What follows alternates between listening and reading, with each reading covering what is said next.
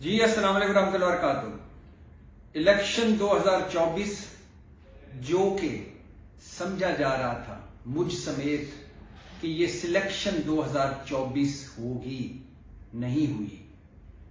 Selection 2024 आसान लफ्जों में कहूं, सिलेक्शन 2024 को अवाम ने इलेक्शन 2024 में बदल दिया।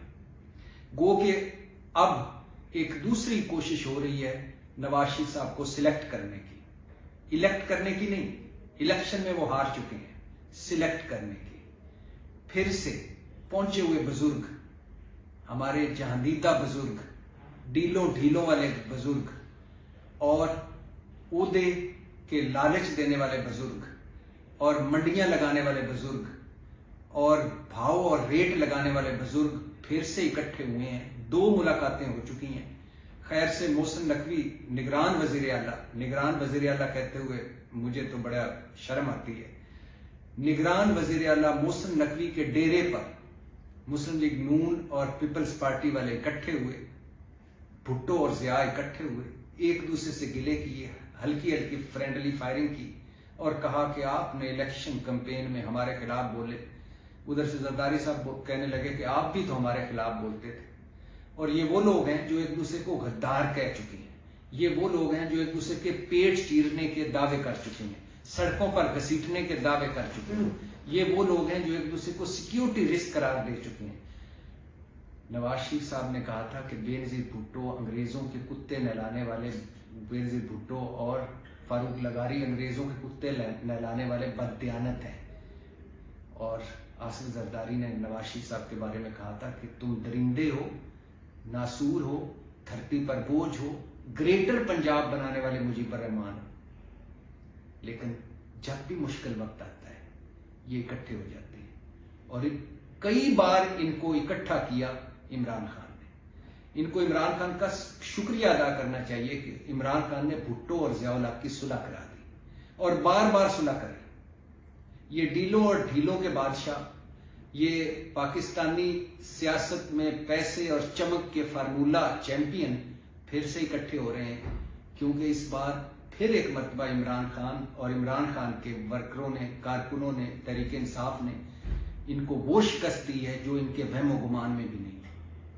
अगर मियां मोहम्मद नवाज शरीफ साहब में थोड़ी सी भी जमहूरियत होती, थोड़ी सी भी इखलाकियात, असूल, मंतक का पास रखते हो और थोड़ी सी भी वो वोट की इज्जत का ख्याल रखते, तो वो विक्ट्री स्पीच जिस दिन वो करने आए थे 65 सीटों पर, अब वो के सीटें 75 हो गई हैं, लेकिन 65 सीटों पर जो वो अपने पार्टी कारकुनों में मॉडल टाउन आए थे, तो उस वक्त वो कहते कि मैं हार गया हूं और मुझे अवाम ने रिजेक्ट कर दिया है, लिहाजा मैं आज से इस्तीफा देता हूं पार्टी के ओहदे से भी।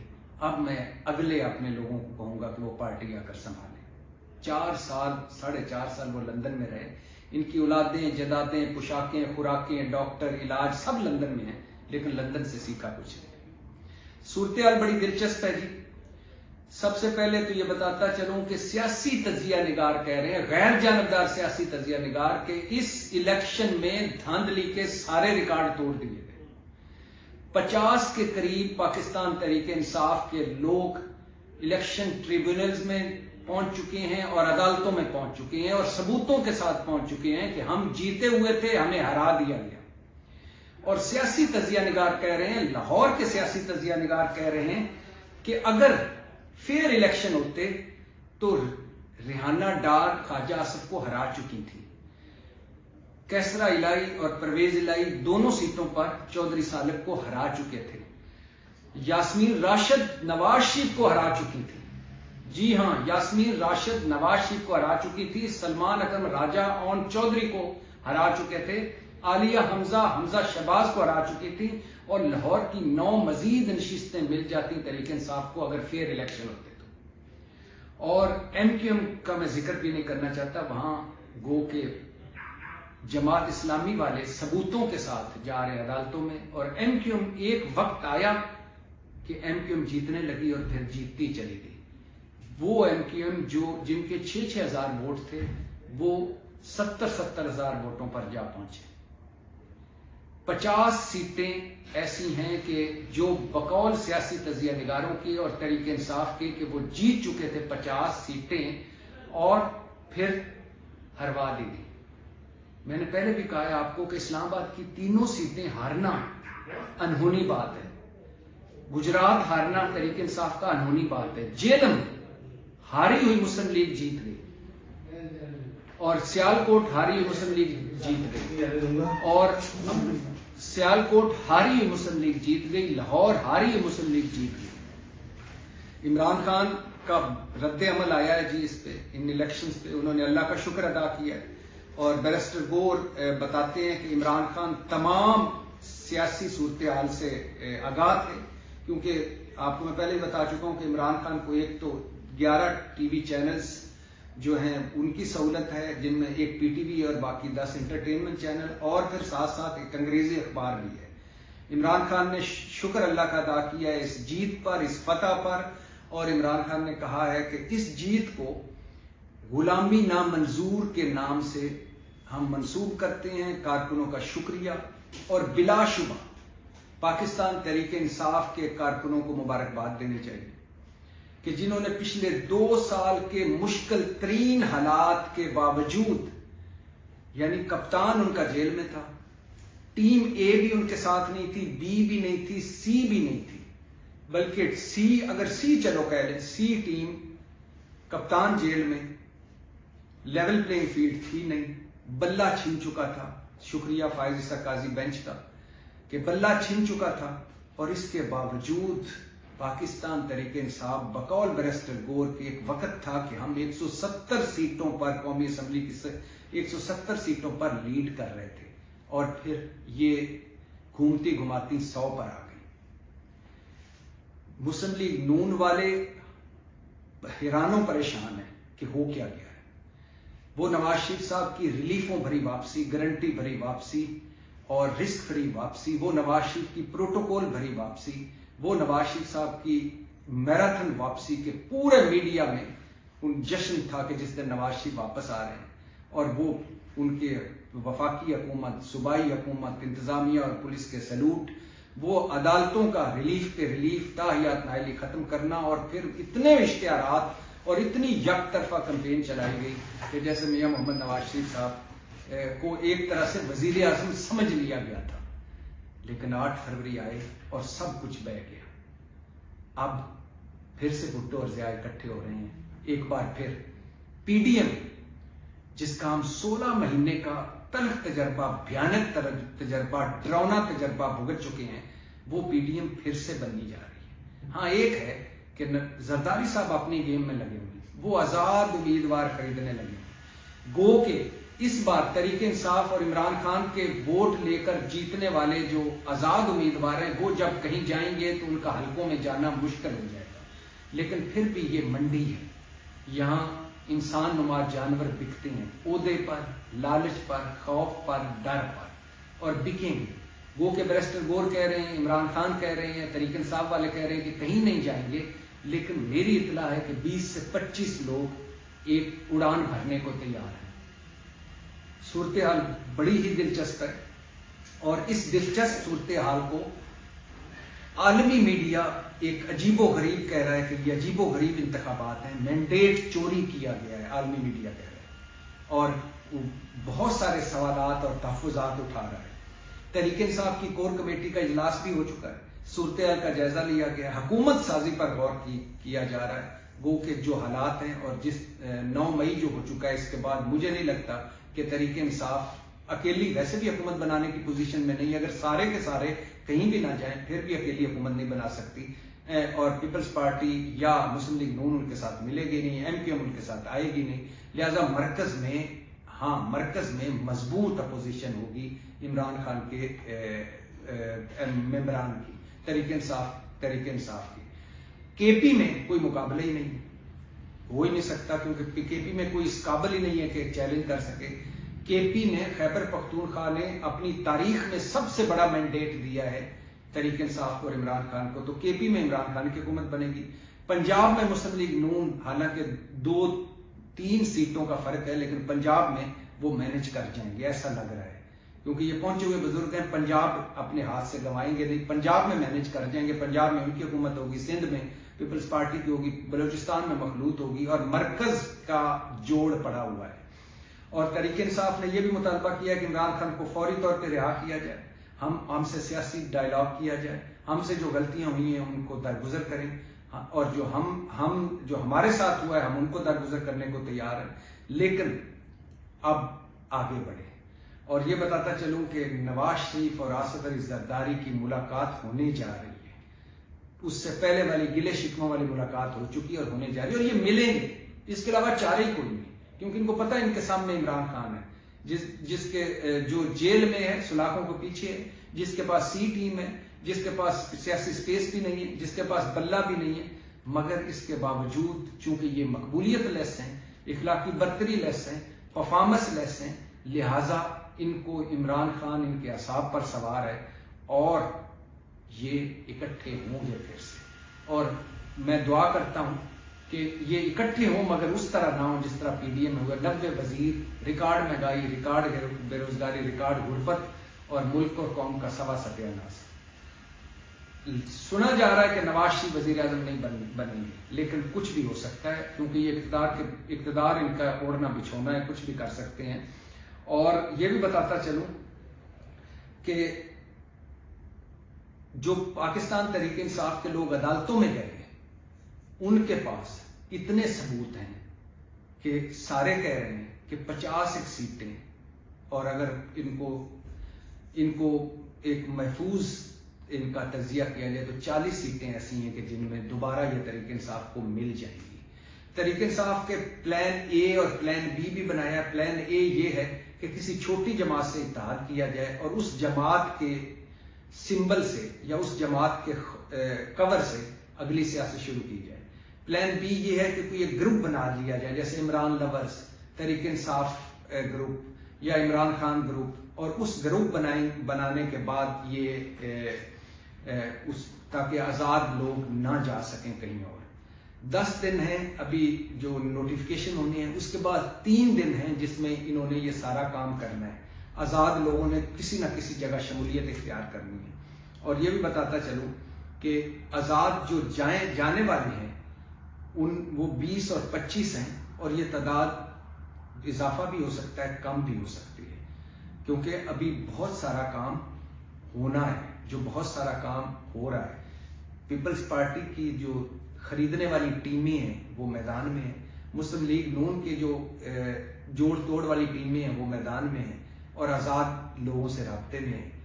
منڈی لگے گی اور پیسے چلیں گے، عہدوں کا لالچ چلے گا، اور کوشش کی جا رہی ہے وہ کہ زرداری صاحب کا اپنا پلان ہے۔ زرداری صاحب کی خواہش ہے کہ سب سے پہلے تو میری جماعت نمبر 2 پہ آ جائے۔